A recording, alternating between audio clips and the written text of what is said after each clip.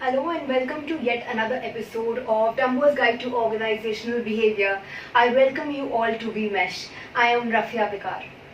Now in today's class we are going to continue with our theories of motivation. Like I told you, please do give your valuable feedback to us and they are very essential for us to grow. Let us start off with today's class. Let us start off with Theory X and Theory Y. Theory X and Theory Y have been laid down by Douglas McGregor. McGregor first of all propounded Theory X and he released it. Later on, when Theory X was criticized, it was then that Douglas McGregor started working for Theory Y. And later on, he summarized both the theories. I'm going to come down to the summary later on, but first of all, let us start off with a discussion of these two theories. Theory X and Theory Y have got a various set of assumptions associated to them. Now, let us start off with the discussion of these assumptions. Theory X says that workers dislike work, they are lazy, they avoid any kind of responsibility, they are indifferent to organizational targets, they have to be directed. Now, let me come down to the next part. Theory Y. Theory Y refers to the fact that workers do not dislike work, they are active and take up responsibility, they are committed to achieve organizational targets, they work responsibly and they need not be supervised. Now do remember one thing, Theory X and Theory Y are absolutely different from each other. It is just because of that I have drawn these two dots on the board. It means they are extreme ends, they are poles apart, they are not associated to each other at all. Now that we have seen what is written on the board, let me start off with its discussion. Theory X means that workers are very lazy, they are lethargic, they do not feel like working and they have to be strictly dealt with. Managers have to deal with such kind of workers on a strict basis. These workers have to be continuously supervised. Now you'll say कि ऐसे कौन से workers होते हैं जिनको काम करना पसंद ही नहीं होता, organization के target उनके लिए बेमायने हैं, it's of no use to them. See, these are freshers. Freshers are usually very least bothered regarding the organizational targets. Many a times they are lazy, they don't want to work, and these set of workforce have to be dealt with strictly. Managers do not give liberty to people who fall in category X. Why so? Reason being that if a manager is going to be cool, casual with them, they are going to be lenient with them, so these people will not work at all. It is possible that they do this much of work and they then sit back and relax. So they have to be dealt with strictly. They have to be time and again observed, they have to be time and again guided regarding each and everything. So freshers or any kind of fresh employees or fresh staff of an organization is an example of Theory X. Coming down to Theory Y.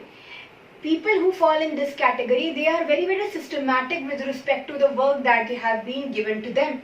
They are responsible, they like to be associated to organizations, they are going to fulfill the targets of a particular organization, that too on a timely basis. They are not lazy, they are not lethargic, they are active. At the same time, what happens? They are working very responsibly and they need not be supervised. अब ऐसे कौन से लोग होते हैं? These are seniors or senior staff of an organization. Senior staff of any organization need not be time and again supervised with respect to things. It is possible that they are working with 100% capacity. They need not be observed at all points of time. Now let me summarize Theory X and Theory Y. In real life, a person is not always lazy, a person is not always active, they are a mixture of both. Why so? Because it is our human temperament. When during a day we are having so many different kind of attitudes, don't you think that during a lifetime our attitude is going to be different? Definitely somewhere down the line. It is possible that you might be happy-go-lucky right now, but maybe possible 10 years from now you are going to attain a lot of seriousness in your temperament. So this means that an individual throughout their lives and even during the day. They are not at all points of time lazy. It is possible that somewhere down the line they are going to be really active, and a manager should strike the right balance between workers who fall in X category and workers who fall in Y category. If these two individuals are going to be motivated properly, then an organization is going to achieve its target to the best of its capacity, that too in a timely manner. Now you must be wondering how to memorize theory X and Y. Remember a simple trick, but do not mention this trick in the examination. Assume yourself to be a part of theory X and assume your mother to be a part of theory Y. Hope this will make you remember theory X and Y easily. We as individual during our young age, we are cool, relaxed, lazy, we don't want to work, we don't want to take up any responsibility. But if we discuss the example of our mothers, they are very responsible. They would like to work to the best of their capacities. They need not be supervised with respect to things. So our mothers belong to category Y. So with the help of this example, you can easily memorize the assumptions which are laid down in theory X and theory Y.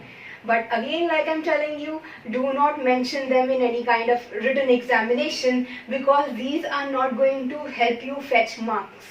Give any kind of practical example which are associated to companies. Let us start off with the next theory, which is two-factor theory. Now, two-factor theory was propounded by Frederick Herzberg. Herzberg conducted a research on 200 engineers and accountants in 11 firms in Pittsburgh. And on the basis of his research, he laid down these two theories, which is maintenance or hygiene factors and motivational factors. Let us see what exactly are its details. Hygiene factors, also referred to maintenance factor, means that they are company's policy and administration, interpersonal relationships, salary, job security, working conditions, etc. Secondly, motivational factors are like achievement, recognition, possibility of growth, responsibility, etc. On the basis of research which was conducted by Herzberg, he said that in an organization, whenever an individual works, there are a certain set of factors which are essential for him to be a part of that concern. But in order to motivate that particular fellow, you need to have another set of factors. Let me repeat what I said. I am saying that Herzberg propounded that whenever an individual, whenever an employee is working in an organization, there are a particular set of factors or forces which an individual has. But these do not motivate him. कोई भी एक ऐसे factors और forces का set जो एक individual के लिए ओके कॉमन है, नॉर्मल है, फाइन, मतलब that does not lead us anywhere, वो क्या है? वो हाइजीन फैक्टर्स हैं. Hygiene factors are essential, but they do not motivate us by any ways and means. In order to be motivated, we have to go to motivational factors, also known as motivators in various books.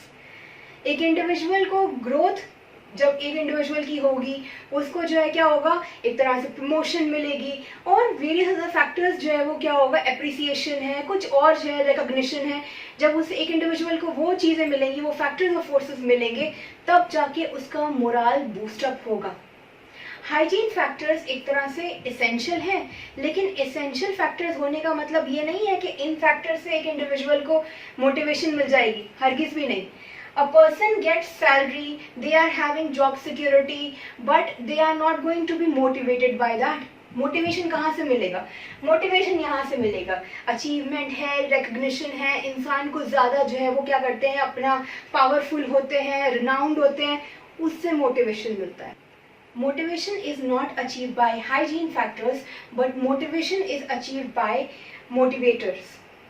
So this was the theory which was laid down by Frederick Herzberg. That's all for today. Thank you for today's lecture. Please do give your valuable comments, give your feedbacks. They are going to help us grow. We'll meet in the next class. See you.